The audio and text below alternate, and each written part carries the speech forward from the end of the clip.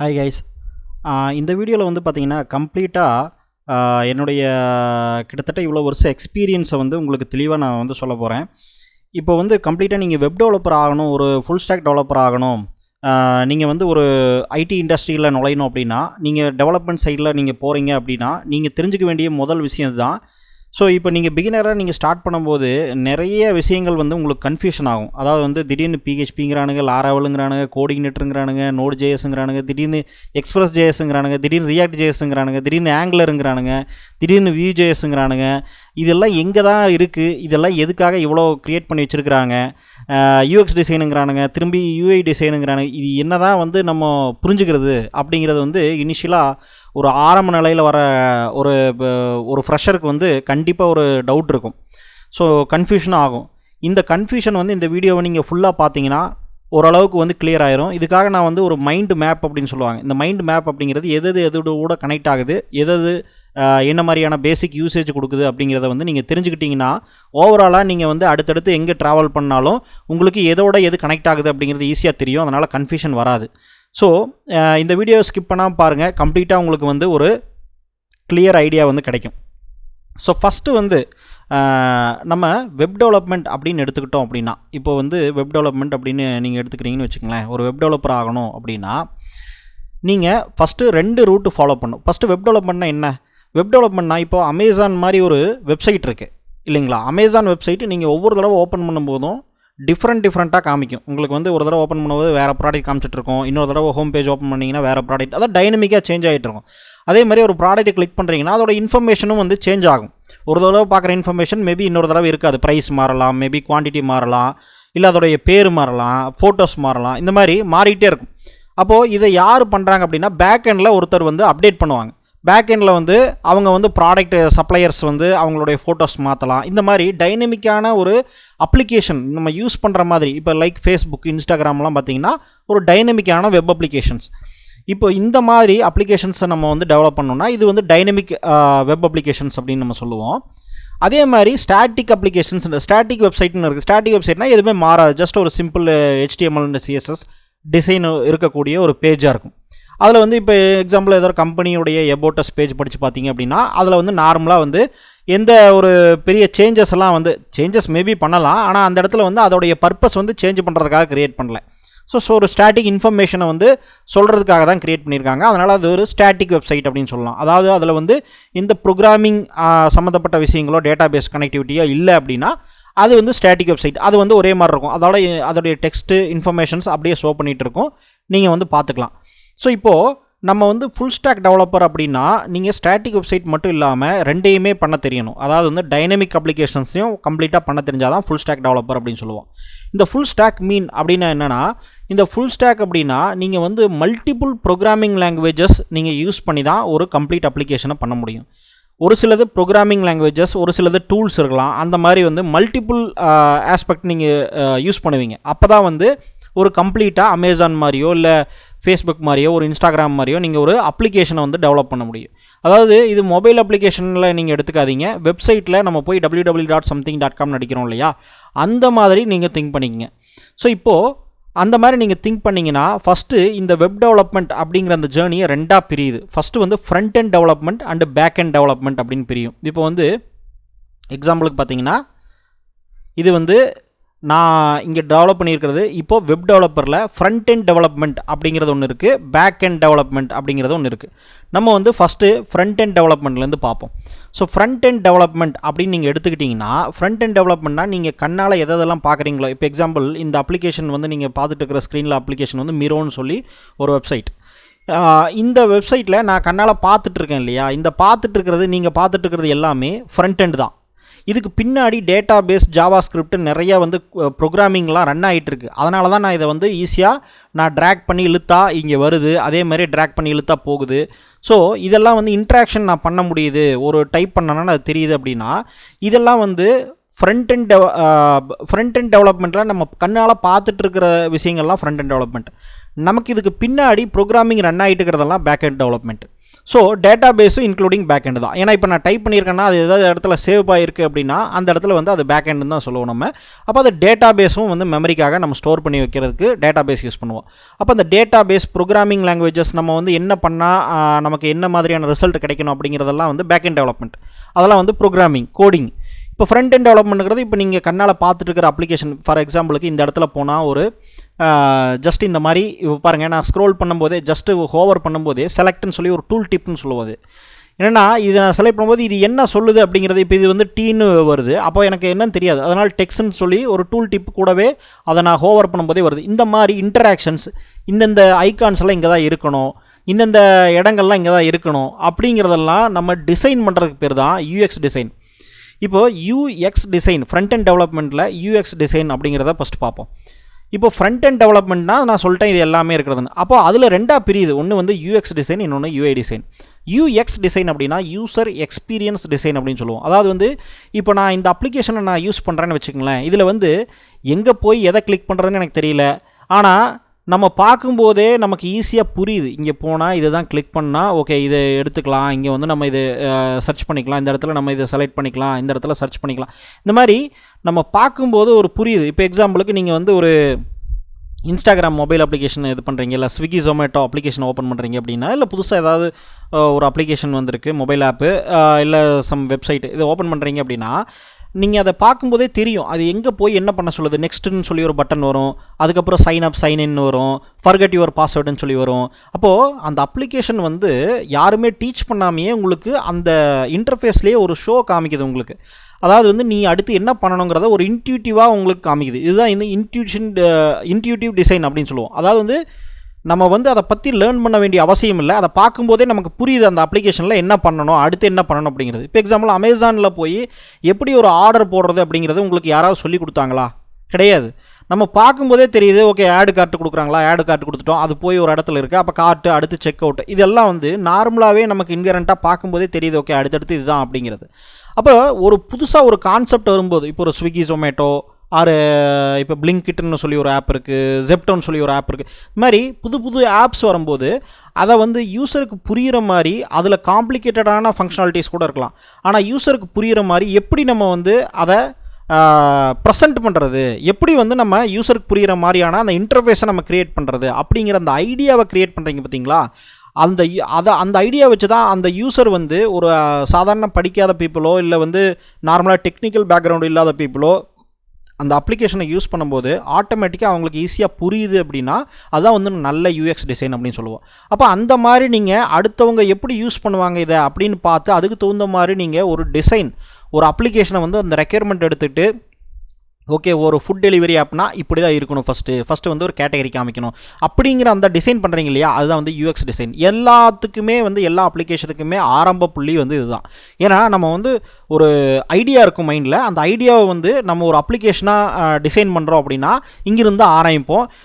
நீங்கள் ஒரு ID services கம்பெனிக்கு போகும்போது அவங்க கிளைண்ட் இருப்பாங்க, கிளைண்ட் வந்து உங்களுக்கு ஒரு ரெக்யர்மெண்ட் கொடுப்பாங்க, எனக்கு இந்த மாதிரி ஒரு அப்ளிகேஷன் வேணும் அப்படின்னு. அவங்களுக்கு வந்து ஜஸ்ட்டு ஒரு வெர்பலாக சொல்லுவாங்க, இல்லைன்னா நார்மலாக வந்து உங்களுக்கு இதெல்லாம் எனக்கு ஒரு ஐடியா இருக்குது இதை பண்ணி கொடுங்கம்பாங்க. அப்போ நம்ம வந்து ஒரு இ-காமர்ஸ் அப்படின்னா அது ஒரு எப்படி இருக்கணும், அவங்க ஐடியாவை எடுத்துக்கிட்டு நம்ம வந்து எப்படி இருக்கணும் டிசைன் பண்ணி காமிப்போம். இதில் வந்து ப்ரோக்ராமிங்கோ கோடிங்கோ எதுவும் யூஸ் பண்ண மாட்டோம். அதுக்கு பேர் தான் ஒயர் ஃப்ரேம் அண்டு மோக்கப் அப்படின்னு சொல்லுவோம். இப்போது மோக்கப் அண்ட் ஒயர் ஃப்ரேம்னா நான் இப்போ பண்ணியிருக்கேன் இல்லையா, இப்போ நீங்கள் ஸ்க்ரீனில் பார்க்குற மாதிரி இந்த இடத்துல ஃப்ளோ இப்படி போகுது, இந்த இடத்துல இது போகுது அப்படிங்கிறத இப்போ ஒரு மொபைல் அப்ளிகேஷனை டெவலப் பண்ணுறதுக்கு முன்னாடியே இல்லை ஒரு வெப் அப்ளிகேஷனை டெவலப் பண்ணுறதுக்கு முன்னாடியே அதோடைய ஸ்க்ரீன்ஸ் வந்து எப்படி இருக்கும், அந்த பட்டன்ஸ் எல்லாம் எங்கே இருக்கும், அப்படியே டோட்டலாக அப்படியே அந்த அப்ளிகேஷன் டெவலப் பண்ணி முடிச்சதுக்கப்புறம் நீங்கள் பார்த்தா எப்படி இருக்குமோ அதே மாதிரி டிசைன் பண்ணி அந்த டிசைனை அப்படியே வந்து நீங்கள் ஒரு கிளைண்ட்டுக்கு காமிச்சிங்க அப்படின்னா ஓகே என்னோடய அப்ளிகேஷன் அவுட்புட்டு டோட்டலாக இப்படி தான் இருக்கும் அப்படிங்கிறத ஈஸியாக அண்டர்ஸ்டாண்ட் பண்ணிக்கிற மாதிரியும் நம்மளும் அதை வச்சு அடுத்து திங்க் பண்ணிக்கிற மாதிரியும் க்ரியேட் பண்ணுறது தான் ஒயர் ஃப்ரேம் அண்ட் மோக்கப் அப்படின்னு சொல்லுவோம். இந்த ஒயர் ஃப்ரேம் மோக்கப்பை டிசைன் பண்ணுறதுக்கு நிறைய டூல்ஸ் இருக்குது. அதில் ஃபேமஸான ஒரு டூல் வந்து ஃபிக்மா. இதில் யூஎக்ஸ் டிசைன் எப்படி பண்ணணும் அப்படின்னு சொல்லி கம்ப்ளீட்டாக வந்து 1 hour கோர்ஸ் வந்து நான் வந்து உங்களுக்கு நம்மளுடைய சேனல்லேயே போட்டிருக்கேன். இந்த வீடியோடைய டிஸ்கிரிப்ஷன்லேயே நான் கொடுக்குறேன் அந்த லிங்க்கையும். அந்த வீடியோ பார்த்தீங்கனாலே உங்களுக்கு அந்த யூஎக்ஸ் டிசைன் அப்படிங்கிறது எப்படி பண்ணலாம் அப்படிங்கிறது உங்களுக்கு தெரியும். ஸோ இந்த யூஎக்ஸ் டிசைனுடைய ஒர்க் எப்படி இருக்குன்னா நம்ம திங்க் பண்ணுறதுல தான் இருக்குது. திங்க் பண்ணி எப்படி நம்ம அதை செய்கிறோம், எப்படி நம்ம வந்து அதை திங்க் பண்ணுறோங்கிறதுக்கு. இது மோர் ஆஃப்டன் ஒரு க்ரியேட்டிவ் பர்சன், அதாவது க்ரியேட்டிவ் திங்கிங் இருக்கக்கூடிய ஒரு வேலை. இது வந்து ஒரு டிசைனிங் மாதிரி, ஒரு அடுத்தவங்களோட மைண்டை எப்படி நம்ம வந்து புரிய வைக்கலாம் ஒரு விஷயத்தை. ஏன்னா காம்ப்ளிகேட்டடாக ஒரு இன்டர்ஃபேஸ் சொல்கிறாங்க, ஒரு அப்ளிகேஷன் சொல்கிறாங்கன்னா அதை நீங்கள் அதே மாதிரியே போட்டிங்கன்னா யூஸ் பண்ணுறவங்களுக்கு எதுவுமே புரியாது. இது எங்கே போய் எதை கிளிக் பண்ணுறதுங்க அப்படிங்கிற மாதிரி கேட்டாங்கன்னா அது ஒரு பேட் யூஎக்ஸ் டிசைன். அப்போது இது மோஸ்ட்லி வந்து எப்படி வந்து டிசைன் பண்ணலாம், எப்படி ப்ரெசன்டேஷன் பண்ணலாம், எப்படி வந்து அந்த அப்ளிகேஷன் இருக்கணும், அடுத்தடுத்து எங்கே பட்டன் இருக்கணும், என்ன கிளிக் பண்ணால் அடுத்து எங்கே போகணும் அப்படிங்கிறதெல்லாம் வந்து க்ரியேட்டிவ் ஒர்க்கு இல்லையா. ஸோ இது வந்து ப்ரோக்ராமிங்கோ கோடிங்கோ கிடையாது. அப்போது இந்த க்ரியேட்டிவ் ஒர்க்கை பண்ணுறது தான் வந்து யூஎக்ஸ் டிசைன் சொல்லுவோம். அதே மாதிரி இப்போ ஒரு சில யூஎக்ஸ் டிசைனில் பார்த்தீங்க அப்படின்னா ஸ்பெசிஃபிக்கான ஒரு எக்ஸாம்பிள் சொல்லணும். ஒரு பெரிய லெவல் யூஎக்ஸ் டிசைன்னா எப்படி இருப்பாங்கன்னா, அவங்க வந்து அடுத்தவங்களோட சைக்காலஜி அண்டர்ஸ்டாண்ட் பண்ணிக்கிட்டு அவங்க சைக்காலஜியை எப்படி வந்து நம்ம பெட்டராக வந்து யூஸ் பண்ணணும். அப்போ யூஎக்ஸ் டிசைனில் இதெல்லாம் வச்சா கரெக்டாக அவங்க கிளிக் பண்ணுவாங்க, இதெல்லாம் வச்சா அவங்க வந்து அதை யூஸ் பண்ணுவாங்க அப்படிங்கிற மாதிரியான ஒரு விஷயங்கள் வந்து நம்ம க்ரியேட் பண்ணுறதான் வந்து ஒரு பெரிய லெவலில் யூஎக்ஸ் டிசைனராக வருவாங்க. ஸோ நீங்கள் அந்த மாதிரி க்ரியேட்டிவ் பர்சனாக இருந்தீங்கன்னா அதில் போய்க்கலாம். ஸோ யூஎக்ஸ் டிசைன் அப்படிங்கிறதுல போகலாம். ஆனால் நல்லா சொல்கிறேன், இந்த யூஎக்ஸ் டிசைனை இப்போ நான் சொல்லக்கூடிய whole concept front end back end எல்லாமே சேர்த்துனீங்க அப்படின்னா நான் உங்களுக்கு வந்து இது எல்லாமே ஒரு ஓவராலாக நீங்கள் வந்து இமேஜின் பண்ணிங்க, மைண்டில் வச்சுக்கோங்க. இதில் வந்து ஜாப் எந்த அளவுக்கு இருக்கும், ஜாப் ஆப்பர்ச்சுனிட்டிஸ் எந்த அளவுக்கு இருக்கும், இதில் போனீங்க அப்படின்னா உங்களுக்கு அடுத்து என்ன மாதிரியான கெரியர் ஆப்ஷன்ஸ் இருக்கும் அப்படிங்கிறதெல்லாம் நான் இன்னொரு வீடியோவில் சொல்கிறேன். நான் முடிஞ்ச அளவுக்கு இந்த வீடியோலேயே நிறையா விஷயங்கள் சொல்ல வேண்டியது இருக்கிறனால கொஞ்சம் சுருக்கி நான் சொல்கிறேன். இப்போ இந்த யூஎக்ஸ் டிசைனுங்கிறது இந்த மாதிரியான ஒரு ஜாப் தான். இப்போது யூஎக்ஸ் டிசைனை நம்ம போட்டுட்டோம் அப்படின்னா அதுக்கு அடுத்து எங்கே வரோம் அப்படின்னு கேட்டிங்கன்னா யூஐ டிசைன் நம்ம சொல்லுவோம். யூஐ டிசைனா யூசர் இன்டர்ஃபேஸ் டிசைன். அதாவது வந்து யூஎக்ஸில் நம்ம என்ன கொடுத்துருக்கோமோ அந்த ஃபிக்மாலையோ நம்ம இந்த ஒயர் ஃப்ரேமில் இந்த மாதிரி தான் அப்ளிகேஷன் இருக்குன்னு டிசைன் பண்ணி கிளைண்ட்டுக்கிட்ட வெரிஃபை பண்ணிடுவோம். இப்போ வந்து நான் வந்து பிஸ்னஸ் பண்ணிகிட்ருக்கேன். நான் எனக்கு கீழே வந்து ஒரு 5 பீப்புள்ஸ் வந்து ஒர்க் பண்ணிகிட்ருக்காங்க. நான் வந்து என்னோடய எம்ப்ளாயிஸ் இருக்காங்க. நான் வந்து கிட்டத்தட்ட ஒரு 12 வருஷமாக வந்து கம்பெனி ரன் பண்ணிகிட்ருக்கேன், சாஃப்ட்வேர் கம்பெனி ரன் பண்ணிகிட்ருக்கேன். இன்னும் 2-3 பிஸ்னஸ் ரன் பண்ணிகிட்ருக்கேன். அதேமாதிரி நான் ஸ்டாக் மார்க்கெட்டில் ஒரு ஃபுல் டைம் ட்ரேடிங்கும் பண்ணிகிட்ருக்கேன். நான் அது கிட்டத்தட்ட 10 வருஷமாக பண்ணிகிட்ருக்கேன். ஸோ அது வேறு டாபிக், அதை விட்டுருவோம். இப்போது இந்த எக்ஸ்பீரியன்ஸில் நான் கெயின் பண்ணது தான் வந்து உங்களுக்கு சொல்லிகிட்ருக்கேன். அதனால் வந்து உங்களுக்கு நான் சொல்லக்கூடிய எல்லா விஷயமே வேல்யூபிளான விஷயம்தான். ஸோ இதில் வந்து யூஐ டிசைன் அப்படிங்கிறது வந்து எங்கே வரும்னா நம்ம கிளைண்ட்டுக்கிட்ட யூஎக்ஸை வெரிஃபை பண்ணிடுவோம். ஏன்னா கிளைண்ட்டு வந்து அவங்க என்ன சொன்னாங்களோ அது இப்படி தான் வருங்கிறத வெரிஃபை பண்ணிட்டோம்னா நம்ம வந்து ஈஸியாக வந்து அந்த டெவலப்மெண்ட் சைக்கிள் கொண்டு போயிடலாம். இப்படி தான் உங்களுக்கு ஒரு ஐடி சர்வீசஸ் கம்பெனியில் இருக்கும். ஒரு நார்மலாக ஒரு ப்ராஜெக்ட் பண்ணுறாங்க அப்படின்னா இப்போது அந்த பார்ட்டில் நீங்கள் ஒர்க் பண்ணிகிட்டு இருப்பீங்க. மேபி யூஎக்ஸ் டிசைனாக இருந்தீங்கன்னா நீங்கள் அதை வெரிஃபை பண்ணுவீங்க கிளைண்ட்டுக்கிட்ட. ஸோ இப்படி தான் இருக்குமா உங்கள் அப்ளிகேஷன், இல்லை இப்படி வைக்கலாமா, அதை கன்சல்டிங் பண்ணி பண்ணுவீங்க. யூஐ டிசைன்னா நம்ம வந்து அதை இம்ப்ளிமெண்ட் பண்ணுவோம். அதாவது வந்து நம்ம ப்ரௌசரில் ரன் ஆகிற மாதிரி. இப்போ www.something.com போட்டால் நமக்கு வந்து வருது இல்லையா, அந்த பேஜஸ் வர்றது, அந்த பட்டன்ஸு, நேவிகேஷன் பார்ஸ், இதெல்லாம் வந்து நம்ம எதில் டெவலப் பண்ணுவோம்னா HTML அண்டு CSS இதை யூஸ் பண்ணி டெவலப் பண்ணுவோம். இது வந்து நான் ப்ரௌசரில் சொல்கிறேன். நான் வெப் அப்ளிகேஷன், ஏன்னா நம்ம வெப் டெவலப்மெண்ட் பற்றி தான் பேசிகிட்டு இருக்கோம். எல்லாருமே வெப்பில் தான் யூஸ் பண்ணுறாங்க. எல்லாமே கூகுள் க்ரோம் எல்லாருமே வந்து அந்த வெப்சைட்டு இதில் தான் வந்து யூஸ் பண்ணுறாங்க. ஸோ ஏன்னா அதுதான் ஆன்லைனில் எல்லாத்தோடய கனெக்ட் பண்ணுறதுக்கு ஈஸியாக இருக்கும். அப்போ HTML அண்டு CSS அப்படிங்கிறது ஒரு டிசைன் பண்ணக்கூடிய ஒரு லாங்குவேஜ். அதாவது வந்து கேஸ்கேடிங் ஸ்டைல் ஷீட் அப்படின்னு சொல்லுவோம். HTML அப்படிங்கிறது ஒரு கோராக ஒரு அவுட்புட்டு. அதாவது வந்து இது ஒரு markup language, hyper text markup லாங்குவேஜ்னு சொல்லுவோம். இப்போது HTMLங்கிறது வந்து ஒரு சிம்பிளாக வந்து ஒரு செங்கல் சிமெண்ட் மாதிரி. இதை எந்த இடத்துல வச்சு ஒரு செவுரு கட்டலாம். அப்போ அந்த செவருக்கு எவ்வளோ கேப் விடணும், அந்த செவருக்கு என்ன மாதிரியான கலர் அடிக்கணும், என்ன மாதிரியான ப்ரெசன்டேஷன் இருக்கணும், என்ன மாதிரியான லேஅவுட் பில்டு பண்ணணும் அப்படிங்கிறதெல்லாம் CSS மூலமாக நம்ம பில்டு பண்ணிக்கலாம். இது ரெண்டு சேரும்போது தான் ஒரு வெப்சைட்டில் ஒரு பேஜ் வரும். இப்போ நீங்கள் என்ன பேக்கெண்டு யூஸ் பண்ணாலும் சரி இந்த HTML CSS மாறாது. இப்போ மேபி React.js நீங்கள் போகிறீங்கன்னா கூட அந்த இடத்துல வந்து HTML CSS வந்து ஒரு பார்ட்டாக வரும். கொஞ்சம் வேறு மாதிரியான ஃபார்மேட்டில் வரும். டைப் ஸ்கிரிப்ட் அப்படிங்கிற மாதிரி ஒரு ஃபார்மேட்டில் வரும். ஆனால் இந்த HTML CSS தான் வந்து ஒரு பேசிக்காக வெப் அப்ளிகேஷனுடைய ஃப்ரண்ட் எண்டை டெவலப் பண்ணுறது. இப்போது அதில் பார்த்தீங்கன்னா CSSல 2 ஃப்ரேம் ஒர்க் இருக்குது. பூட்ஸ்ட்ராப்னு சொல்லி ஒரு ஃப்ரேம் ஒர்க் இருக்குது. ஃப்ரேம் ஒர்க்னா என்னென்னா CSSங்கிறது ஒரு கேஸ்கேடிங் ஸ்டைல் ஷீட், ஒரு ப்ரோக்ராமிங் மாதிரி, ஒரு மார்க்கப் லாங்குவேஜ் மாதிரி இருக்கும். இது ப்ரோக்ராமிங் லாங்குவேஜ் அப்படின்னு நம்ம சொல்ல மாட்டோம். ஏன்னா இதில் வந்து அந்த கால்குலேஷன் எபிலிட்டி இல்லாதனால நம்ம வந்து அந்த ப்ரோக்ராமிங் லாங்குவேஜுக்கு உண்டான ஃபீச்சர்ஸ் இல்லாதனால நம்ம அப்படி சொல்ல மாட்டோம். இதை வந்து CSSல நீங்கள் ஒரு பட்டன் ரெடி பண்ணுறீங்கன்னு வச்சுங்க. ஒரு பட்டன் இப்போ ஜஸ்ட் இப்போ பாருங்கள், இது ஒரு பட்டன், இது ஒரு பட்டன், இங்கெல்லாம் இருக்கிறதெல்லாம் ஒரு பட்டன். இப்போ இந்த பட்டனை நான் வந்து இந்த மாதிரி தான் இருக்கணும், இதை நான் ஹோவர் பண்ணும்போதே ஒரு ப்ளூ கலரில் ஒரு அவுட்லைன் மாதிரி வருது பாருங்கள், மறைஞ்சு வருதா, இப்போது இந்த மாதிரி தான் இருக்கணும் அப்படிங்கிறத வந்து நான் ஒவ்வொரு தடவை டிசைன் பண்ணுறதுக்கு பதிலாக ஏற்கனவே வந்து ஒரு செட் ஆஃப் கோடு, ஒரு வெப் அப்ளிகேஷனாக இப்படி தான் இருக்கும் அப்படிங்கிறத நிறைய டெவலப் பண்ணிட்டே தான் இருக்காங்க. அப்படிங்கும்போது ஏற்கனவே ஒரு செட் ஆஃப் கோடை வச்சுக்கிட்டு எழுதி வச்சுருவாங்க. அவங்க எவ்வளோ எழுத முடியுமோ எழுதி வச்சுட்டு அதில் இருக்கிற தேவையான ஃபங்க்ஷனாலிட்டிஸை எடுத்து நம்ம யூஸ் பண்ணிக்கிறதுக்கு பேர் தான் ஃப்ரேம் ஒர்க். ஃப்ரேம் ஒர்க்குங்கிறது ஒன்றும் கிடையாது, ப்ரோக்ராமிங் லாங்குவேஜை பேசிக்காக வச்சு அதை வச்சு ஒரு செட் ஆஃப் அவுட்லைனை வந்து அவங்க க்ரியேட் பண்ணி வச்சுருவாங்க. ஓகேங்களா? அப்படி க்ரியேட் பண்ணி வச்சுட்டாங்கன்னா அதுக்கப்புறம் நம்ம அதை எடுத்து ஈஸியாக யூஸ் பண்ணிக்கலாம். ஸோ உங்களுக்கு வந்து சிம்பிளாக இருக்கும். ஸோ அப்போ வந்து உங்களால் ஈஸியாக டெவலப் பண்ண முடியும், இன்னும் ஃபாஸ்ட்டாக டெவலப் பண்ண முடியும், ஒரு ஸ்ட்ரக்சர் கிடைக்கும். ஏற்கனவே அவங்க வந்து ஒரு ஸ்ட்ரக்சர் ஃபார்ம் பண்ணி வச்சுக்கனால ஸ்ட்ரக்சர் கிடைக்கும். இதில் சிஎஸ்எஸ் உடைய ஒரு ஃப்ரேம் ஒர்க் தான் பூட்ஸ்ட்ராப், ரொம்ப ஃபேமஸான ஃப்ரேம் ஒர்க்கு சொல்லுவாங்க. இதையும் நம்ம சிஎஸ்எஸ் அதாவது ஃப்ரண்ட் அண்ட் டெவலப்மெண்ட்டில் யூஐ டிசைனுக்கு யூஸ் பண்ணுவோம். டெயில் விண்டு அப்படின்னு சொல்லி ஒரு ஃப்ரேம் ஒர்க் இருக்குது. இதுவும் பூட்ஸ்ட்ராப் மாதிரி தான், இன்னொரு ஃப்ரேம் ஒர்க். பூட்ஸ்ட்ராப் மாதிரியே இருக்கக்கூடிய இன்னொரு ஃப்ரேம் ஒர்க், இதில் கொஞ்சம் வேறு மாதிரியான ஃபியூச்சர்ஸ் அட்வான்டேஜஸ் இருக்கும்.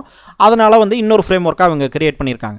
அப்போ இது மாதிரி சிஎஸ்எஸ்லேயே வந்து இன்னும் கொஞ்சம் நிறைய ஃப்ரேம் ஒர்க்ஸ் எல்லாம் இருக்குது. ஆனால் ஃபேமஸான 2 ஃப்ரேம் ஒர்க் இது தான். ஸோ அதனால் இந்த 2 ஃப்ரேம் ஒர்க்கும் இந்த சிஎஸ்எஸில் நம்ம யூஸ் பண்ணிக்குவோம். யூஸ் பண்ணி கொஞ்சம் அட்வான்ஸ் லெவலில் டிசைன்ஸு, கொஞ்சம் நேவிகேஷன் பார்ஸ், இதெல்லாம் கொஞ்சம் நம்ம ஈஸியாக வந்து நம்ம யூஸ் பண்ணிக்குவோம்.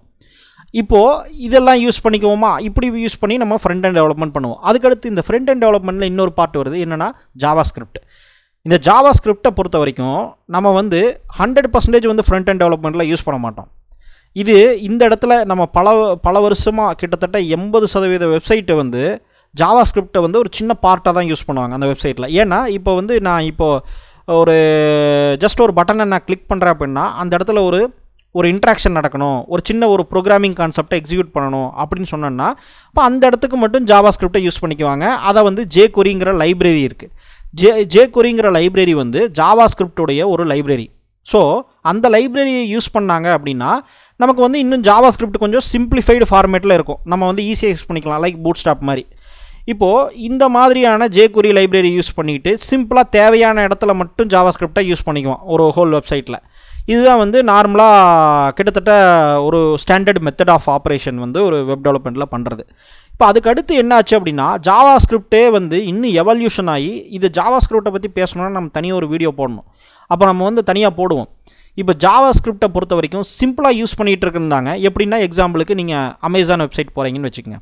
அமேசான் வெப்சைட்டில் போயிட்டு அங்கே வந்து ஒரு ஓடிபி, அதாவது உங்களுடைய இடத்துக்கு அந்த ப்ராடக்ட் டெலிவரி ஆகுமா இல்லையான்னு பார்க்குறதுக்கு என்ன சொல்லுவாங்கன்னா ஒரு பின்கோடு, உங்களுடைய பின்கோடை வந்து டைப் பண்ணுங்கள் அப்படின்னு சொல்லுவாங்க. அதை டைப் பண்ணி செக்னு கொடுத்தீங்கன்னா அந்த ப்ராடக்ட் வந்து என்றைக்கு டெலிவரி ஆகும் அப்படிங்கிறத ஜஸ்ட் ஒரு சாம்பிளுக்கு செக் பண்ணி பார்த்துக்கலாம்.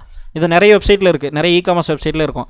ஜஸ்ட் நீங்கள் எதுக்கும் இந்த ப்ராடக்ட் நம்மளுடைய பின்கோடில் டெலிவரி ஆகுமா இல்லை அது அவைலபிள் இருக்கா அப்படிங்கிறத பார்க்குறக்காக ஒரு டைப் பண்ணி ஜஸ்ட்டு செக்னு கொடுப்பீங்க.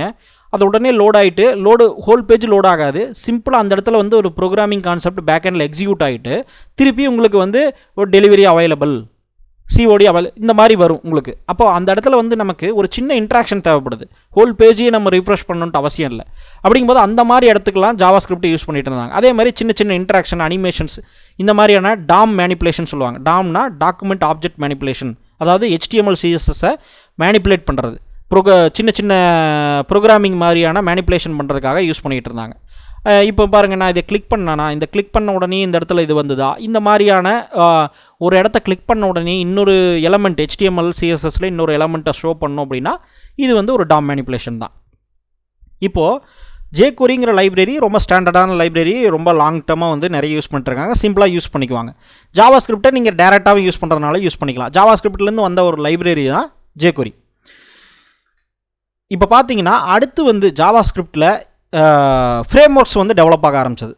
இப்போ ஃப்ரண்ட் எண்டில் தான் நம்ம பார்த்துட்ருக்கோம், ஃப்ரண்ட் எண்ட்லேயே இவ்வளோ இருக்குது. இப்போது ஃப்ரேம் ஒர்க் டெவலப் பண்ணால் React.js அப்படின்னு சொல்லி ஒரு ஃபேஸ்புக் வந்து அவங்களுடைய கம்பெனிலேருந்து டெவலப் பண்ணாங்க. React.jsன்னு சொல்லி ஒரு ஃப்ரேம் ஒர்க்கை வந்து டெவலப் பண்ணாங்க. இந்த React.js எதுக்காக டெவலப் பண்ணாங்க? ஏற்கனவே நல்லா தானே இருந்துச்சு ஜாவா ஸ்கிரிப்ட் அப்படின்னு கேட்டிங்கன்னா, இப்போ ஃப்ரண்ட் எண்டில் வந்து இன்றைக்கி பார்த்தீங்கன்னா மாடர்ன் அப்ளிகேஷன்ஸில் நிறைய வந்து டைனமிக் இன்ட்ராக்ஷன் இருக்குது. இப்போது எக்ஸாம்பிளுக்கு நீங்கள் ஒரு ஸ்விக்கியோ, ஜொமேட்டோவோ, இல்லை அமேசானோ, இல்லை வந்து ஃப்ளிப்கார்ட் எதை பார்த்தீங்கனாலுமே ரொம்ப அந்த இப்போ எக்ஸாம்பிள் ஃபேஸ்புக் எடுத்துக்குமே, ஃபேஸ்புக் நீங்கள் லேப்டாப்பில் பார்த்தீங்கனாலும் சரி, இல்லை ஒரு வெப்சைட்லேயோ இல்லை இன்ஸ்டாகிராம் பார்த்தீங்கனாலும் சரி, அதில் வந்து கண்டென்ட் வந்து சேஞ்ச் ஆகிட்டே இருக்கும், ரொம்ப டைனமிக்காக இருக்கும். ஸோ அந்த மாதிரியான டைனமிக்கான ஒரு யூஐ காம்பனண்ட்டை க்ரியேட் பண்ணுறதுக்காக ஒரு ஸ்பெசிஃபிக்காக நமக்கு ஃப்ரண்ட் எண்டில் நம்ம HTML யூஸ் பண்ணி CSS யூஸ் பண்ணி அதுக்கப்புறம் ஜாவாஸ்கிரிப்ட் அங்கங்கே யூஸ் பண்ணி நிறைய கோட் எழுதுறதுக்கு ஃபுல்லாகவே நம்ம ஒரு லாங்குவேஜ் மாதிரி க்ரியேட் பண்ணால் என்ன அப்படின்னு சொல்லி அதை க்ரியேட் பண்ண தான் வந்து React.js அப்படின்னு சொல்கிறோம். இந்த React.js அப்படிங்கிறது ஜாவாஸ்கிரிப்டை பேசிக்காக வச்சு, ஜாவாஸ்கிரிப்ட் தான் மெயின் லாங்குவேஜ், அதை பேசிக்காக வச்சு ரியாக்ட்னு சொல்லி ஒரு லைப்ரரி க்ரியேட் பண்ணாங்க. கிட்டத்தட்ட சொல்லப்போனால் React.js அப்படிங்கிறது தனி ப்ரோக்ராமிங் லாங்குவேஜ் கிடையாது, அது வந்து ஒரு லைப்ரரி. எப்படி jQueryன்னு ஒரு லைப்ரரி இருந்ததோ அது மாதிரி React.jsங்கிறதும் ஒரு லைப்ரரி தான். ஜாவாஸ்கிரிப்டை பேசிக்காக வச்சு அதில் ஒரு லைப்ரரி எழுதுனது தான் React. இப்போது அந்த ரியாக்டை வச்சுக்கிட்டு என்ன பண்ணலாம் அப்படின்னா, நம்ம ஒரு டைனமிக்கான இன்னும் கொஞ்சம் பெட்டர் ஒரு காம்ப்ளெக்ஸான அப்ளிகேஷனை கூட நம்ம இன்னும் கொஞ்சம் பெட்டராக க்ரியேட் பண்ணலாம். சரிங்களா? அதுக்கு முன்னாடியும் இது இல்லாதப்பவும் க்ரியேட் பண்ணிட்டு தான் இருந்தாங்க. அப்போ இப்போ வந்து கொஞ்சம் பெட்டராக இருக்குது.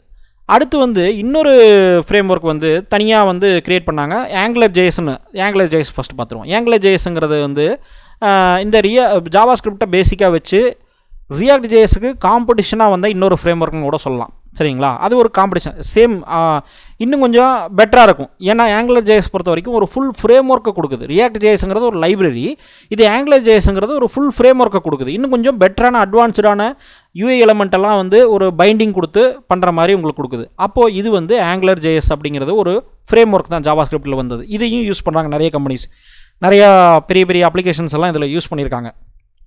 இப்போது இந்த Vue.js அப்படிங்கிறதும் இன்னொரு டைப் ஆஃப் ஃப்ரேம் ஒர்க், மூணுமே ஒரே மாதிரி தான் இருக்கும். React.jsம் ஒரே மாதிரி தான் இருக்கும், Vue.jsம் ஒரே மாதிரி தான் இருக்கும், Angularம் ஒரே மாதிரி தான் இருக்கும். அப்போது Vue.js அப்படிங்கிறது எதுக்காக வந்தது அப்படின்னு கேட்டிங்கன்னா, இந்த React.jsல இருக்கிறது இந்த AngularJSல இல்லை, இந்த AngularJSல இருக்கிறது React.jsல இல்லை, இப்படி மாறி மாறி இருந்ததுனால இது ரெண்டையும் கம்பைன் பண்ணி ஒன்று கொண்டு வரலாம் அப்படின்னு சொல்லி Vue.js கொண்டு வந்தாங்க. இதுவும் வந்து ஒரு மாடர்னாக புதுசாக வந்தது தான். இதுவும் வந்து நிறைய பேர் யூஸ் பண்ணியிருக்காங்க, நானும் வந்து கொஞ்சம் யூஸ் பண்ணி டெவலப் பண்ணியிருக்கேன் நான். இப்போது இது கொஞ்சம் நல்லாவும் இருக்கும், ஓகேங்களா, ரொம்ப சிம்பிளாகவும் இருக்கும். இப்போது இந்த மூணுமே வந்து மாறி மாறி யூஸ் பண்ணிக்கிறாங்க. இது எல்லாமே ஒன்று விட இன்னொன்று கொஞ்சம் பெட்டராக பண்ணணும் அப்படிங்கிறதுக்காக கொண்டு வந்தது தான். இப்போ இந்த React.jsல இன்னொரு அட்வான்டேஜ் பார்த்தீங்க அப்படின்னா, React நேட்டிவ்னு சொல்லி ஒன்று இருக்குது. அது வந்து மொபைல் ஆப் டெவலப்மெண்ட் பண்ணுறதுக்காக யூஸ் ஆகுது. அப்போ React.jsை நீங்கள் லேர்ன் பண்ணிங்க அப்படின்னா உங்களுக்கு ஒரே கல்லில் ரெண்டு மாங்காய் மாதிரி. இப்போ React.jsங்கிறத வந்து லேர்ன் பண்ணிட்டோம் அப்படின்னா React நேட்டிவ் லேர்ன் பண்ணுறது ரொம்ப ஈஸி, ரெண்டுமே ஆல்மோஸ்ட் சிமிலராக தான் இருக்கும். ஆனால் React நேட்டிவ் வச்சு நீங்கள் மொபைல் ஆப் டெவலப்மெண்ட் நீங்கள் பண்ணிக்கலாம். இப்போ நிறைய கம்பெனிஸ் வந்து React நேட்டிவ் வச்சு டெவலப் பண்ணுறாங்க. மொபைல் ஆப் டெவலப்மெண்ட்டுக்கு இது வந்து ரொம்ப யூஸ்ஃபுல்லாக இருக்கும் அப்படிங்கிறது வந்து ஒரு இம்பார்ட்டண்டான மேட்ரு. அதனால் வந்து இதை வந்து அண்டர்ஸ்டாண்ட் பண்ணி வச்சுங்க. ஏன்னா இந்த React.js படிக்கிறது மூலமாக இப்போ Angular படிச்சிங்கன்னு வச்சுங்களேன், வெப் டெவலப்மெண்ட் பண்ணிக்கலாம், ஃப்ரண்ட் அண்ட் டெவலப்மெண்ட்டு Angularலாம் பண்ணலாம், Vue.jsலையும் பண்ணலாம். ஆனால் React.js பண்ணுறப்போ React நேட்டிவ் அப்படிங்கிறது வந்து ஒரு சின்ன அந்த React.jsலேயே இன்னும் கொஞ்சம் எக்ஸ்ட்ராவாக ஒரு சில விஷயங்கள் லேர்ன் பண்ணால் போதும். React.jsம் React நேட்டிவும் ரெண்டும் ஒரே மாதிரி தான் இருக்கும். ஒரு சில மொபைல் அப்ளிகேஷனுக்கு தகுந்த மாதிரி ஒரு சில கான்செப்ட் மட்டும் லேர்ன் பண்ணிங்க அப்படின்னா உங்களுக்கு ஆட்டோமேட்டிக்காக வந்து உங்களுக்கு ஒரு பெட்டர் ஈஸியாக ஒரே கல்லில் ரெண்டு மாங்கங்கிற மாதிரி வெப் டெவலப்மெண்ட்டும் பண்ணுறதுக்கு ஒரு வாய்ப்பு இருக்குது, மொபைல் ஆப் டெவலப்மெண்ட்டும் பண்ணுறதுக்கு ஒரு வாய்ப்பு இருக்குது. அதனால் இது லேர்ன் பண்ணுறப்போ ஒரு சின்ன அட்வான்டேஜ் இருக்குது. ஸோ இப்போது ஆல்மோஸ்ட் வந்து பார்த்திங்கன்னா சிமிலியராக நம்ம வந்து நம்மளுடைய மைண்ட் மேப்பில் நம்ம வந்து ஃப்ரண்ட் அண்ட் டெவலப்மெண்ட்டை கம்ப்ளீட் பண்ணிட்டோம். இதான் வந்து செக்ஷன். இதை தவிரவும் நிறைய சின்ன சின்ன ஃப்ரேம் ஒர்க்ஸு ப்ரோக்ராமிங்ஸ் எல்லாம் இருக்குது. ஆனால் நம்ம வந்து ஃபேமஸாக யூஸ் பண்ணுறது, ஒரு ஸ்கோப் இருக்கிறது, மார்க்கெட்டில் வந்து எல்லா கம்பெனிஸும் யூஸ் பண்ணக்கூடிய விஷயங்கள் தான் வந்து நம்ம கற்றுக்கணும். அப்படி கற்றுக்கிட்டா தான் நம்மளால் வந்து ஈஸியாக வந்து நம்ம உள்ளே நுழைய முடியும். நான் சொல்லிட்டு இருக்கிறது எல்லாமே ஃபேமஸாக யூஸ் பண்ணி இருக்கக்கூடிய ஒரு டெக்னாலஜிஸ். இப்போது நீங்கள் அடுத்து பார்த்து பாருங்கள். இப்போது வந்து ஃப்ரண்ட் அண்ட் டெவலப்மெண்ட்லேயே இவ்வளோ இருக்குது. அதாவது நம்ம இப்போ கண்ணால் பார்க்கக்கூடிய விஷயங்களை டெவலப் பண்ணுறதுக்கு இவ்வளோ இருக்குது. ஆனால் இது எல்லாமே யூஸ் பண்ணணுன்ட்டு நீங்கள் அவசியம் இல்லை. ஒரு சில செட் ஆஃப் கான்செப்டை மட்டும் லேர்ன் பண்ணிங்கன்னா போதும். இப்போ இந்த மூணில் ஏதோ ஒன்று லேர்ன் பண்ணால் போதும். Vue.js, React.js, இதில் jQuery, இதில் இந்த Angular, இந்த மூணில் ஏதோ ஒன்று லேர்ன் பண்ணிங்கன்னா போதும். நீங்கள் அந்த பார்ட்டில் நீங்கள் டெவலப் பண்ணிக்கலாம், அதை வச்சு டெவலப் பண்ணிக்கலாம். ஸோ இப்போ வந்து அடுத்து பேக் எண்டில் பார்க்க போகிறோம். இதை பற்றின தனித்தனியான விஷயங்கள், ப்ராக்டிக்கல் டெவலப்மெண்ட்லாம் நம்ம சேனலில் பார்க்க போகிறோம். அதெல்லாம் வந்து நீங்கள் சப்ஸ்கிரைப் பண்ணி வச்சுக்கோங்க, அடுத்தடுத்து வரும்.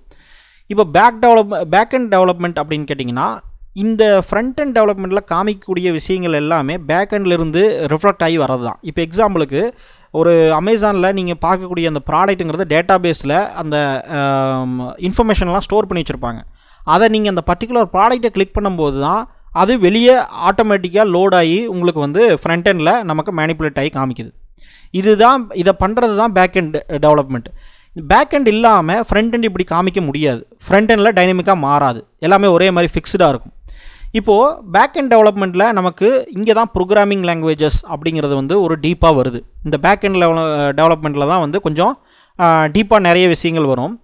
இதில் தான் வந்து நமக்கு பார்த்திங்கன்னா ப்ரோக்ராமிங் அப்படின்னு பேக் எண்டில் 2 விதமாக பிரிக்கிறோம். ஒன்று வந்து first programming type of concept ஒன்று, ரெண்டாவது டேட்டா பேஸ். பேக் எண்டில் 2 விதம் யூஸ் பண்ணுறோம் இல்லையா, டேட்டா பேஸும் யூஸ் பண்ணுவோம், அது கூட ப்ரோக்ராமிங். ஏன்னா டேட்டா பேஸ் எல்லா அப்ளிகேஷனுக்கும் நமக்கு தேவைப்படும்.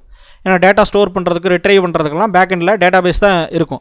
இப்போ ஃபைல்ஸ், அதாவது வந்து இமேஜஸ் வீடியோ ஸ்டோர் பண்ணுறது அப்படின்னா டேட்டா பேஸில் ஸ்டோர் பண்ண முடியாது. ஆனால் நீங்கள் ஃபைல் சிஸ்டமில் ஸ்டோர் பண்ணிக்கலாம் சர்வரில். அந்த எங்கே ஸ்டோர் பண்ணியிருக்கீங்க அப்படிங்கிற அந்த அட்ரஸை நீங்கள் டேட்டா பேஸில் தான் ஸ்டோர் பண்ணுவீங்க. ஆனால் அப்போ தான் நீங்கள் எடுக்க முடியும். ஓகேங்களா? ஸோ இந்த அமேசானுடைய இ-காமர்ஸ் சைட்டையே நீங்கள் ஒரு இமேஜினேஷன் பண்ணி நீங்கள் யோசிச்சுக்கோங்க. நான் சொல்கிற விஷயத்தை ஈஸியாக உங்களுக்கு புரியும். இப்போ அடுத்து ப்ரோக்ராமிங்கில் பார்த்தீங்க அப்படின்னா நமக்கு மல்டிபிள் ப்ரோக்ராமிங்ஸ் இருக்குது, நிறைய ப்ரோக்ராமிங் லாங்குவேஜஸ் இருக்குது. நம்ம முக்கியமான ப்ரோக்ராமிங் லாங்குவேஜஸை மட்டும் நம்ம பார்ப்போம். இப்போ வந்து பிஹெச்பிங்கிறது கிட்டத்தட்ட 80% ஆஃப் வெப்சைட் வந்து பிஹெச்பியில் தான் ரன் ஆகிட்டுருக்கு ஆன்லைனில்.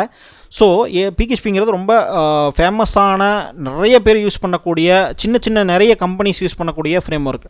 இந்த பெரிய எம்என்சி போயிட்டிங்கன்னா மட்டும்தான் ஒரு சில இடத்துல வந்து இந்த பைத்தான்ஸு இந்த மாதிரி மற்ற அட்வான்ஸ் லாங்குவேஜ் யூஸ் பண்ணுவாங்க. ஆனால் small and medium scale companies எல்லாம் பிஹெச்பி, ஏன்னா அது எக்கனாமிக்கலாக வந்து உங்களுக்கு பெட்டராக இருக்கும். இப்போ நாங்களே கூட கிளைண்ட்டுக்கு ப்ராஜெக்ட்னா பிஹெச்பி தான் ரெஃபர் பண்ணுவோம். ஏன்னா உங்களுக்கு சர்வர் வந்து ஈஸி, காஸ்ட் ஆஃப் டெவலப்மெண்ட் வந்து கம்மி, நிறைய டெவலப்பர்ஸ் இருக்காங்க. அதே மாதிரி இந்த பிஹெச்பியே வந்து உங்களால் எல்லாமே பண்ண முடியும். ஈவன் வந்து ஃபேஸ்புக்கே பிஹெச்பியில் டெவலப் பண்ணது தான். ஆனால் அதுக்கப்புறம் இப்போ நிறையா எவால்வ் ஆகிருக்குன்னு வச்சுக்கோங்க.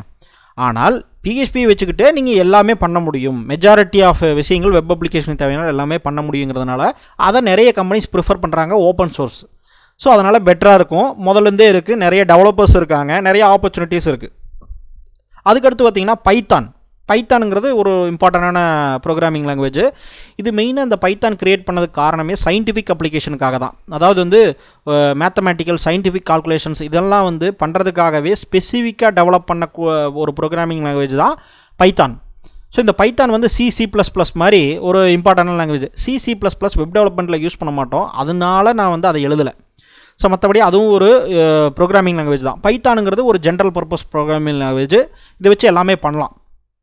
ஸோ இது வந்து மெயினாக சயின்டிஃபிக் அப்ளிகேஷனுக்காக க்ரியேட் பண்ணது அப்படிங்கிறதுனால இந்த பைத்தான் அப்படிங்கிறது வந்து நம்ம வந்து ரொம்ப காலமாக யூஸ் பண்ணாமல் இருந்தோம். ஆனால் இன்றைக்கி வந்து அதோடைய தேவை வந்துருச்சு. ஏன்னா டேட்டாஸ் இன்றைக்கி நிறையா வந்துருச்சு. அதனால் அந்த டேட்டாவெல்லாம் ஹேண்டில் பண்ணி டேட்டா மேனிப்புலேஷன்லாம் பண்ணணும் அப்படின்னா டேட்டா சயின்ஸுக்காக பைத்தானை எடுத்தாங்க. ஏன்னா பைத்தானில் நிறைய லைப்ரரிஸ், நிறைய டெக்னாலஜிஸ் எல்லாம் உள்ளே இருக்குது. பைத்தானுடைய அட்வான்டேஜ் அதுதான். அதனால தான் இன்றைக்கி பைத்தான் வந்திருக்கு. இதுக்கு முன்னாடி பிஹெச்பி யூஸ் பண்ணிட்டு இருந்தவங்க, இத்தனை வருஷமாக இருந்தவங்க, ஏன் பைத்தான் வந்தோன்னா அது வருது அப்படின்னா இன்றைக்கி காலகட்டத்துக்கு அது தேவைப்படுது. அதனால் வந்து இப்போ மாடர்னாக பைத்தான் வந்து நிறையா இம்ப்ளிமெண்ட் பண்ண ஆரம்பிச்சிட்டாங்க. அப்படிங்கிறதுனால தான் இதுக்கு மார்க்கெட்டு ஜாஸ்தியாக இருக்குது. ஸோ இது ஒரு டைப் நீங்கள் புரிஞ்சுக்க வேண்டியது. இதுலேயும் பேக் எண்டு டெவலப் பண்ணும். அதே மாதிரி அதுக்கப்புறம் ஜாவா ப்ரோக்ராமிங் லாங்குவேஜ் எல்லாத்துக்கும் தெரியும். ஆனால் புரிஞ்சுக்க வேண்டியது என்னென்னா ஜாவா ஸ்கிரிப்ட் ரெண்டுமே வேறு. ரெண்டுமே வந்து ஒன்று கிடையாது. ரெண்டுமே ஜாவான்னு வரதுனால ஒரே லாங்குவேஜ்னு நினச்சிக்காதீங்க. ஜாவா வேறு, ஜாவா ஸ்கிரிப்ட் வேறு. பேர் மட்டும்தான் ஒரே மாதிரி இருக்குமே தவிர ரெண்டுமே வேறு செப்பரேட் லாங்குவேஜ். ஸோ இப்போ ஜாவா அப்படிங்கிறதுல பார்த்தீங்க அப்படின்னா ஸ்ப்ரிங்கு, ஹைபர்நெட்டு இப்படியெல்லாம் ஃப்ரேம் ஒர்க் இருக்குது. ஜாவாலையும் நம்ம பேக் எண்ட் டெவலப் பண்ணலாம், ப்ரோக்ராமிங் பண்ணலாம், ஒவ்வொரு வெப்சைட்டோ வெப் அப்ளிகேஷனுக்கு பண்ணலாம். இப்போ பைத்தான்லேயும் பண்ணலாம். இப்போ பைத்தானில் இப்போ ஃபஸ்ட்டு பிஹெச்பி பார்த்துருவோம். ஜாவா ஸ்கிரிப்ட்லேயும் பண்ணலாம். அதில் நிறைய ஃப்ரேம் ஒர்க், இப்போ நிறைய ஃபேமஸான ஃப்ரேம் ஒர்க் வந்திருக்கு. அதை நம்ம என்னென்னு பார்ப்போம். இப்போ பிஹெச்பியில் நம்ம டெவலப் பண்ணுறோம் அப்படின்னு வச்சுக்கோங்க. பிஹெச்பியில் நம்ம கோடிக்னேட்டர் அப்படின்னு சொல்லி ஒரு ஃப்ரேம் ஒர்க் இருக்குது. அது வந்து சிம்பிளான ஃப்ரேம் ஒர்க், ரொம்ப ஃபேமஸான ஃப்ரேம் ஒர்க்கு. நிறைய அப்ளிகேஷன்ஸ் யூஸ் பண்ணியிருக்காங்க, நிறைய கம்பெனிஸ் யூஸ் பண்ணிகிட்டு இருக்காங்க, இன்னும் யூஸ் பண்ணிகிட்டு இருக்காங்க. அதனால் இந்த கோடிக்னேட்டர் ஃப்ரேம் ஒர்க் அப்படிங்கிறது வந்து ரொம்ப இம்பார்ட்டண்டான ஃப்ரேம் ஒர்க், நாங்கள் அதிகமாக யூஸ் பண்ணியிருக்கோம். ஸோ இந்த மாதிரி கம்பெனிஸ், சின்ன small and medium size companies எல்லாம் நிறைய யூஸ் பண்ணுவாங்க. அதுக்கடுத்து பார்த்திங்கன்னா லாராவெல் ரொம்ப ஃபேமஸான இப்போ இருக்கக்கூடிய ஒரு ஃப்ரேம் ஒர்க். லாராவெல் ஃப்ரேம் ஒர்க்கும் நிறைய கம்பெனிஸ் யூஸ் பண்ணுறாங்க. இதெல்லாம் பிஹெச்பியை பேஸாக ப்ரோக்ராமிங்கை வச்சுக்கிட்டு டெவலப் பண்ண ஃப்ரேம் ஒர்க்ஸ். அதாவது ஃப்ரேம் ஒர்க்னால் என்னங்கிறத நான் ஆல்ரெடி சொன்னேன் உங்களுக்கு. ஏற்கனவே இருக்கக்கூடிய அந்த லாங்குவேஜில் ஒரு செட் ஆஃப் கோடு, ஒரு ஸ்ட்ரக்சரில் எழுதி வச்சுருவாங்க. அதை எடுத்து நம்ம ஈஸியாக யூஸ் பண்ணிக்கலாம். அதை வச்சு நம்ம டெவலப் பண்ணும்போது நம்மளுடைய டெவலப்மெண்ட் டைம் கம்மியாகும், செக்யூரிட்டி ஜாஸ்தியாகும்.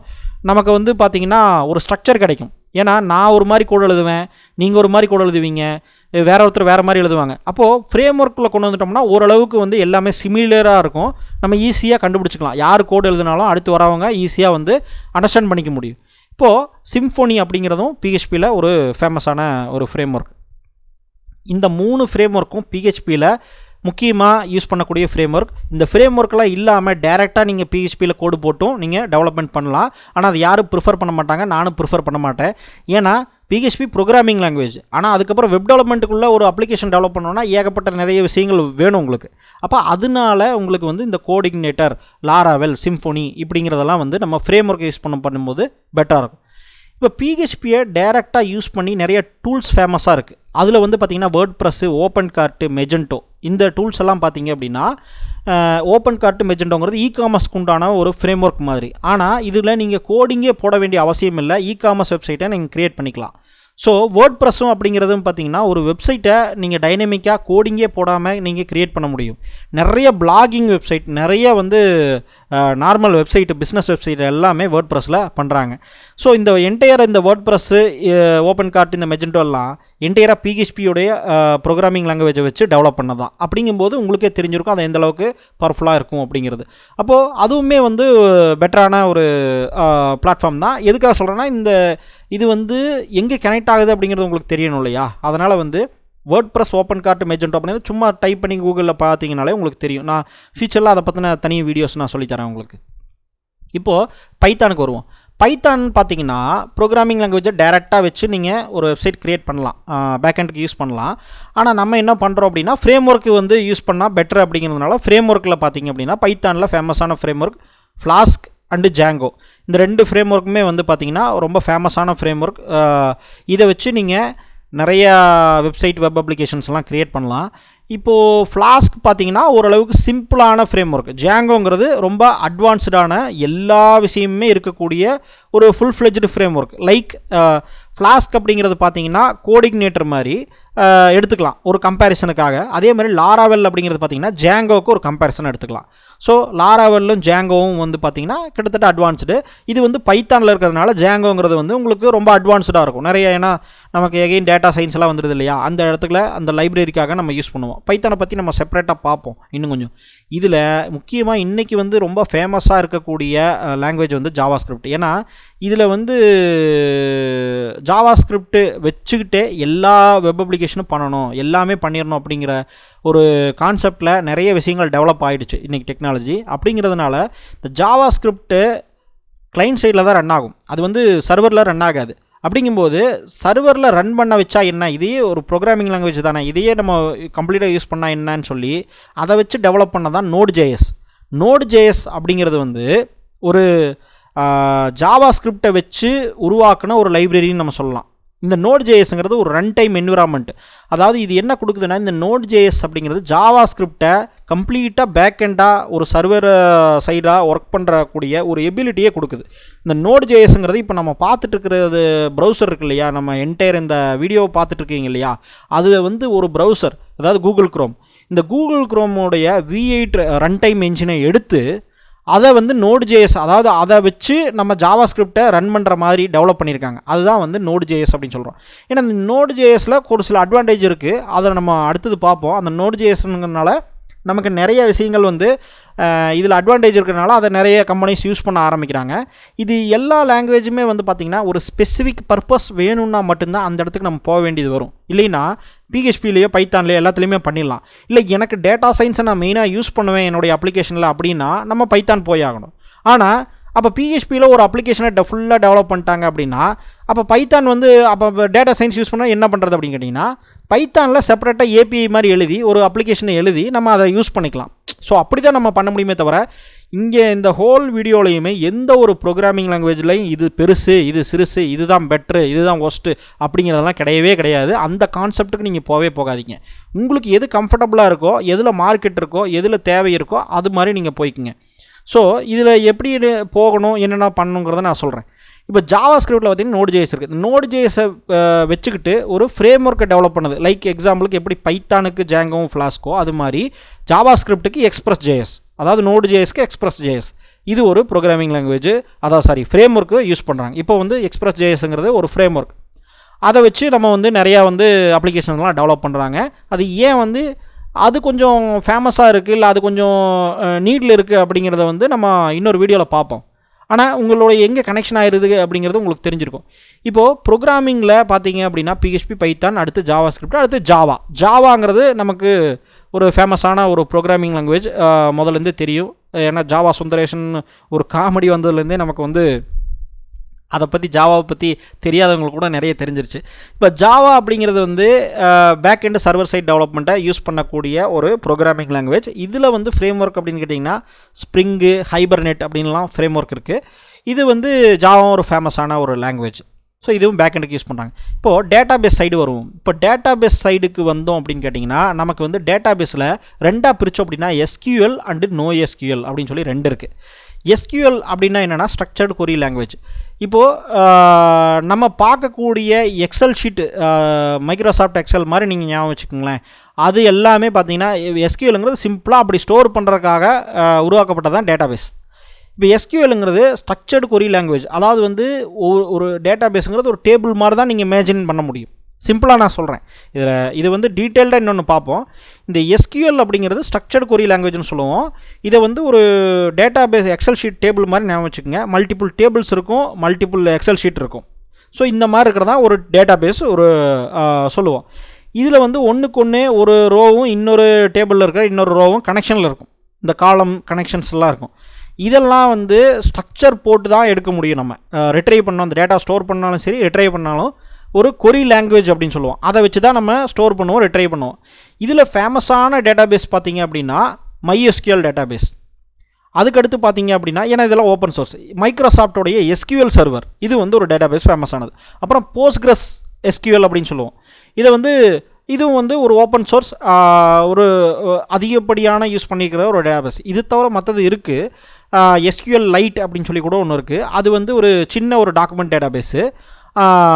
அந்த SQL லைட் அப்படிங்கிறது வந்து நீங்கள் ஃபைல் மாதிரி ஸ்டோர் பண்ணிக்கலாம். அதாவது வந்து தனியாக டேட்டா பேஸ் மாதிரி இல்லாமல் சிம்பிளாகவும் யூஸ் பண்ணிக்கலாம். அது வந்து சின்ன அப்ளிகேஷனுக்கு ஓகேவாக இருக்கும், லார்ஜ் ஸ்கேலுக்கு கரெக்டாக வராது. அதனால் மேஜராக யூஸ் பண்ணக்கூடிய SQL database MySQL, MS SQL, Postgres SQL. இதோடைய கொரி லாங்குவேஜஸ் ஆல்மோஸ்ட் சிமிலராக தான் இருக்கும். MySQL அப்படிங்கிறதா ரொம்ப ஃபேமஸான, எல்லாரும் யூஸ் பண்ணக்கூடிய, இது வரைக்கும் டெவலப்மெண்ட்டில் இருக்கக்கூடிய ஒரு ஃபேமஸான டேட்டாபேஸ். அதனால் இது 3 மட்டும் நான் சொல்லியிருக்கேன். NoSQL அப்படிங்கிறது வந்து இன்றைக்கி வந்து ஃபேமஸ் ஆகிட்டு இருக்குது. ஏன் ஃபேமஸ் ஆகுதுன்னா இன்றைக்கி அன்ஸ்ட்ரக்சர்ட் டேட்டா நிறையா இருக்குது. அதாவது வந்து இப்போது ஆன்லைன்லேருந்து எடுத்துக்கிட்டிங்கன்னா இந்த டேட்டா வந்து இப்படி தான் ஸ்ட்ரக்சர் பண்ணணுன்னு சொல்ல முடியாது. இப்போது ஒரு ஸ்டூடெண்ட் இருக்காங்கன்னா அந்த ஸ்டூடெண்ட்டுக்கு பேர் இருக்குது, ஊர் இருக்குது, ஃபோன் நம்பர் இருக்குது. இன்னொரு ஸ்டூடெண்ட்டுக்கு பேர் இருக்குது, ஊர் இருக்குது, ஃபோன் நம்பர் இருக்குது, அதுக்கப்புறம் அட்ரஸ் இருக்குது. அந்த அட்ரஸில் மல்டிபிள் அட்ரஸ் இருக்குது.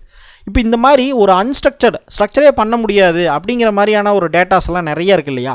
இப்போ இந்த மாதிரியான டேட்டாஸை ஸ்டோர் பண்ணுறதுக்கும் ரிட்ரைவ் பண்ணுறதுக்கும் ஈஸியாக நம்ம வந்து யூஸ் பண்ணக்கூடிய டேட்டாபேஸ் தான் வந்து NoSQL டேட்டாபேஸ் சொல்லுவோம். இது வந்து அப்படியே ஆப்போசிட். SQLக்கு வந்து ஸ்ட்ரக்சர் போட்டு ஒரு டேபிள் ஃபார்மேட்டில் எல்லாமே அப்படி தான் நம்ம ஸ்டோர் பண்ண முடியும், எடுக்க முடியும்.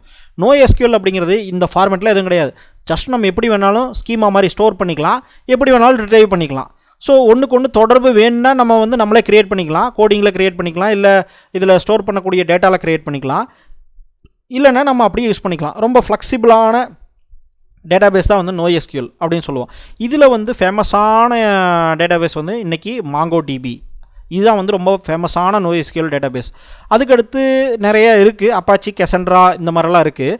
ஆனால் நம்ம வந்து NoSQLனு சொன்னாலே MongoDB தான் யூஸ் பண்ணுறாங்க எல்லா இடத்துலையும். ஏன்னா ஒரு சில ப்ரோக்ராமிங் லாங்குவேஜோ ஒரு சில டெக்னாலஜி இங்கே படிக்கிறதுக்கு முன்னாடி அதுக்குண்டான சப்போர்ட் கம்யூனிட்டிஸ் இருக்கா அப்படிங்கிறத பார்க்கணும். ஏன்னா ஒரு சில ப்ரோக்ராமிங் லாங்குவேஜஸ்லாம் ரொம்ப பழைய காலத்துலேருந்தே இருக்கும், ஆனால் பெருசாக யூஸ் பண்ணாதனால அதில் எப்படி டெவலப் பண்ணுறது, இல்லை அதுக்கு டுட்டோரியலு ப்ளஸ் அதை எப்படி நம்ம ஒரு இஷ்யூ வந்தால் சால்வ் பண்ணுறது அப்படிங்கிறதெல்லாம் ஒன்றும் இருக்காது, கம்யூனிட்டி சப்போர்ட் இருக்காது. ஆனால் இதெல்லாம் கூகுள் அடிச்சிங்கனாலே உங்களுக்கு கிடச்சிரும். நிறைய இடத்துல நம்ம கம்யூனிட்டி இருக்கும், கோர்சஸ் இருக்கும், டுட்டோரியல்ஸ் இருக்கும். அதனால் எதில் அதிகமாக கம்யூனிட்டி சப்போர்ட் இருக்கோ அதுதான் எல்லோரும் படிப்பாங்க. அதுதான் கொஞ்சம் உங்களுக்கு ப்ராப்ளம் வந்தால் இஷ்யூ சால்வ் பண்ணுறதுக்கு பெட்டராக இருக்கும். அதனால் எப்பவுமே அந்த மாதிரியான ஒரு டைப்பில் நீங்கள் போயிட்டீங்கன்னா பெட்ரு. ஸோ MongoDBங்கிறது ரொம்ப ஃபேமஸானது, எல்லாருமே யூஸ் பண்ணக்கூடியது. ஸோ இப்போ நீங்கள் பார்த்தீங்கன்னா ஓவராலாக front end back end whole இண்டஸ்ட்ரியவே நான் வந்து ஒரு மேப்பில் சுருக்கியிருக்கிறேன் முடிஞ்ச அளவுக்கு. இது இன்னும் பெருசாக கூட போகும். ஆனால் வந்து என்னென்னா நமக்கு எது தேவையோ அதை நான் சிம்பிளாக சுருக்கியிருக்கேன். ஸோ இந்த வீடியோவுடைய கன்க்ளூஷன் கொண்டோம். ஃபைனலாக front end development, back end development ரெண்டாக பிரிக்கணும் வெப் டெவலப்மெண்ட்டில். அதில் இப்போ நீங்கள் பார்த்துட்டு இருக்கிற எல்லாத்துலேயுமே ஏதோ ஒரு சைடு ஸ்ட்ரக்சராக நீங்கள் யூஸ் பண்ணால் போதும். இப்போ எக்ஸாம்பிளுக்கு பேக் அண்ட் டெவலப்மெண்ட்டில் நீங்கள் ப்ரோக்ராமிங்கில் PHP அதில் கோஆர்டினேட்டர் இப்படி மட்டும் நீங்கள் பண்ணலாம். இல்லை PHPயில் லாராவெல் இப்படி மட்டும் நீங்கள் பேக் எண்ட் யூஸ் பண்ணிக்கலாம். ஃப்ரண்ட் எண்டில் நீங்கள் வந்து ஒன்லி HTML, CSS, பூட்ஸ்ட்ராப் இந்த வேரியேஷன் மட்டும் நீங்கள் யூஸ் பண்ணிக்கலாம். அப்போது இதில் எந்த ரூட்டில் போகிறீங்கன்னா இது எல்லாமே தெரிஞ்சுக்கணும் அவசியம் இல்லை. ஏதோ ஒரு பேத்தை நீங்கள் தெரிஞ்சுக்கிட்டால் போதும். இப்போ ஜாவா ஸ்கிரிப்ட் வழியாக போகிறீங்க அப்படின்னா நீங்கள் வந்து ஃப்ரண்ட் எண்டில் HTML, CSS, பூட்ஸ்ட்ராப் நீங்கள் படிச்சுக்கிட்டு நீங்கள் வந்து பேக் எண்டில் வந்து Node.js ஆர் Express.js இது யூஸ் பண்ணிக்கலாம். அப்படி இல்லை அப்படின்னா ஃப்ரண்ட் எண்டில் வந்து React.js நீங்கள் படிச்சுக்கிட்டு React.js, HTML, CSS பேசிக்குங்க. அது தெரியாமல் எங்கேயுமே போக முடியாது நீங்கள். அதனால் HTML, CSS பேசிக் அதை இன்க்ளூட் பண்ணலை அப்படிங்கிறதுக்காக நீங்கள் அது தேவையில்லைன்னு நினச்சிக்காதீங்க. HTML, CSS தாண்டி தான் நீங்கள் இங்கே போக முடியும். React.js நீங்கள் யூஸ் பண்ணிக்கிட்டு பேக் எண்டில் Node.js, Express.js எல்லாம் யூஸ் பண்ணிக்கலாம். இப்போது மல்டிபிள் காம்பினேஷனில் புது ஃப்ரேம் ஒர்க்ஸ் வந்திருக்கு. இப்போ எக்ஸாம்பிள் Next.js அப்படின்னு சொல்லி ஒன்று கேள்விப்பட்டிருப்பீங்க. Next.js அப்படிங்கிறது என்ன அப்படின்னா இந்த React.js, Node.js, இந்த Express.js இதெல்லாம் வச்சுக்கிட்டு ஒரு ஃப்ரேம் ஒர்க்கை க்ரியேட் பண்ணியிருக்காங்க. அப்போ அதை வச்சுக்கிட்டு நீங்கள் ஃபுல் அப்ளிகேஷன் நீங்கள் க்ரியேட் பண்ணிக்கலாம். இது வந்து Next.js அப்படின்னு சொல்கிறாங்க. இந்த மாதிரி மல்டிப்புளாக இருக்குது. நீங்கள் வந்து எங்கிருந்து ஆரம்பிக்க பண்ணால் ஏதாவது ஒரு ப்ரோக்ராமிங் லாங்குவேஜஸ் நீங்கள் சூஸ் பண்ணிக்கணும். பேக் எண்ட்லனா பேக் எண்டில், ஃப்ரண்ட் எண்டில் HTML, CSS பேசிக்கு, பூட்ஸ்ட்ராப் பேசிக் இது மூணும் நீங்கள் லேர்ன் பண்ணணும். அப்போது ஏதோ ஒரு பாத்தில் நீங்கள் போயிட்டீங்கன்னா ஆல்மோஸ்ட் வந்து இதை பார்த்து நீங்கள் பயப்பட வேண்டியதில்லை. ஒரே ஒரு பேத்தை நீங்கள் கரெக்டாக பிடிச்சிட்டிங்கன்னா மீதி எத்தனை லாங்குவேஜ் ஆனாலும் நீங்கள் படிச்சுட்டே போயிட்டுருக்கலாம். ஏன்னா எல்லாமே சிமிலராக ஒரே மாதிரி தான் இருக்கும். பேருக்கு சின்டாக்ஸ் வேறு அவ்வளோதான். இப்போ PHP படிச்சிங்கன்னா பைத்தான் படித்தா PHP படிச்சுக்கலாம். அதே மாதிரி PHP, பைத்தானில் ரெண்டில் ஏதோ ஒன்று தெரிஞ்சதுனாலே நீங்கள் ஜாவா ஸ்கிரிப்ட்டும் போயிடலாம். ஏன்னா கொஞ்சம் டிஃப்ரென்ஸ் இருக்கும். ஆனால் வந்து பார்த்தீங்கன்னா அதை நீங்கள் லேர்ன் பண்ணி ஒரு அப்ளிகேஷன் டெவலப் பண்ணிட்டீங்கனாலே ஆட்டோமேட்டிக்காக இதில் போய்க்கலாம். அதே மாதிரி நீங்கள் ஏதோ ஒன்றில் அப்ரோச் பண்ணுறீங்கன்னா அந்த ஒரு அப்ரோச்சில் நீங்கள் கரெக்டாக இருந்தீங்க, ஃபுல் ஸ்டாக் இது எல்லாமே சேர்த்து தான் ஃபுல் ஸ்டாக்னு சொல்லுவோம். இது எல்லாமே கிடையாது. ஃப்ரண்ட் எண்டில் ஏதோ ஒரு பாத்து, பேக் எண்டில் ஏதோ ஒரு பாத்து நீங்கள் செலக்ட் பண்ணிட்டீங்கன்னா டேட்டா பேஸ் கண்டிப்பாக வேணும். அதில் வந்து SQL நீங்கள் செலக்ட் பண்ணிக்கலாம். ஏன்னா SQLங்கிறது இது வரைக்கும் எல்லாருமே யூஸ் பண்ண ஒரு லாங்குவேஜ். SQL சூஸ் பண்ணிவிட்டு அதுக்கப்புறம் NoSQL நீங்கள் அப்புறமா கூட படிச்சுக்கலாம். ஏன்னா NoSQL சிம்பிளாக தான் இருக்கும். SQL கூட கொஞ்சம் கஷ்டமாக இருக்கும்.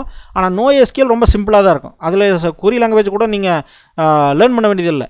அதே மாதிரி இந்த ஹோல் ப்ரோக்ராமிங் இந்த ஏரியாவுமே வந்து நீங்கள் லேர்ன் பண்ணுறது வந்து சிம்பிள் தான். இதை பார்க்குறதுக்கு ரொம்ப காம்ப்ளெக்ஸாக இருக்கிற மாதிரி இருக்கும். கான்செப்ட் வைஸ் எல்லாமே சிம்பிள், ஒரே மாதிரி தான் இருக்கும்.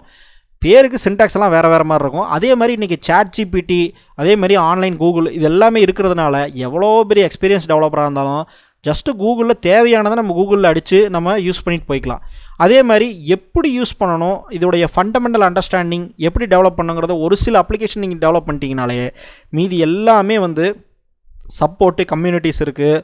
நீங்கள் வந்து கூகுளில் அடித்து பார்த்துக்கலாம். அதே மாதிரி யூடியூப்பில் அடித்து பார்த்துக்கலாம். ஸ்டாக் ஓவர்ஃப்ளோவில் நீங்கள் பார்த்துக்கலாம் ஏதாவது சின்ன சின்ன தேவைகளுக்கு.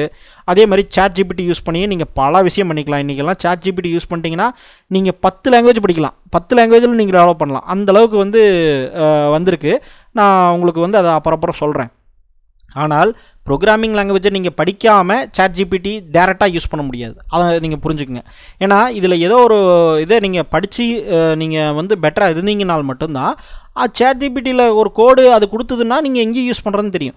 நீங்கள் கோடு எனக்கு தெரியாது அப்படின்னா ChatGPTனால என்ன பண்ண முடியும்? அது கோடு கேட்டிங்கன்னா கோடு அடித்து கொடுத்துரும். அந்த கோடை வச்சுட்டு நீங்கள் டேரெக்டாலாம் யூஸ் பண்ண முடியாது. அதில் ஏதாவது சின்ன மாடிஃபிகேஷன் எங்கே யூஸ் பண்ணணும் அப்படிங்கிறதெல்லாம் இருக்கும். அப்போது அதை வந்து நீங்கள் என்ன பண்ண முடியாது. ப்ரோக்ராமிங் லாங்குவேஜை கற்றுக்காமல் ஒரு ஃபுல் ஸ்டாக் டெவலப்மெண்ட்டை கற்றுக்காமல் நீங்கள் அதை பண்ண முடியாது. ஸோ அதனால் இதில் ஏதோ ஒரு பாத்தை கற்றுக்குங்க. இப்போ நம்ம சேனலில் வந்து நம்ம அடுத்தடுத்து ஏதோ ஒரு பாத்தை எடுத்துக்கிட்டு நம்ம எப்படி ஒரு கம்ப்ளீட் அப்ளிகேஷன் டெவலப் பண்ணுறது அப்படிங்கிறத நம்ம பார்ப்போம் ஃப்யூச்சரில். ஸோ இந்த வீடியோவை புரியலைன்னா திரும்ப பாருங்கள், சேனலை சப்ஸ்கிரைப் பண்ணுங்கள், லைக் பண்ணிக்கோங்க.